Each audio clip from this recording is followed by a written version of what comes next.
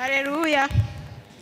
Nanje mpagaze nganshimira Imana ya repentance, shimira n'umuntu yazanye yerekwa y'ukuboneka kwino shengero, jewe mba naribagiranywe ntagihari.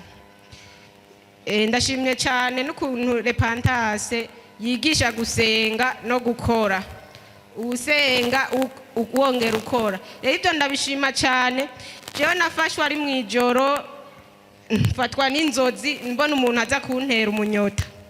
Amaze kuntera umunyota chambona icumba jewe ndimwo cyose gicitsa amazi y'umunyota hameze nabi ndabura aho njyama.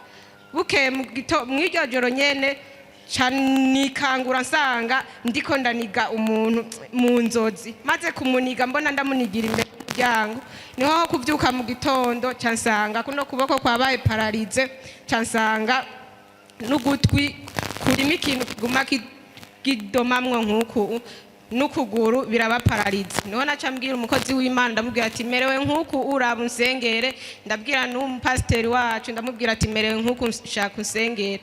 Rero ibyo byarahavuye birahera, byaheze kubera ukuntu nanje sigaye mpaguruka nkumva yuko nosenga nkamara iminota 45 nanje ndiko ndasengera ibyanje numva nezerewe cyane. Ibyo birampimbara cyane kuko ndategwa cyane. Ejo naho nafashwe rino jisho rihuma ryarahumye mwijoro, ndagira umubabaro mwinshi ndabura ukungene nifata, niho kuryama nsenze ndafata umwanya ndasenga mwijoro canikangura una mupasiteri wacu ariko arankoza ko kakabuye mu gitondo nazindutse nakanuye.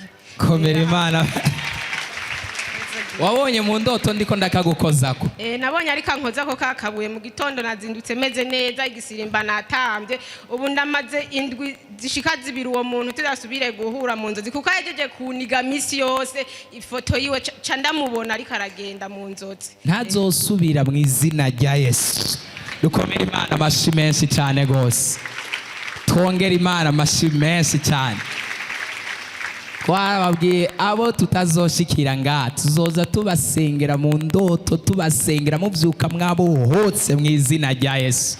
Abavyize bari he batere haleluya.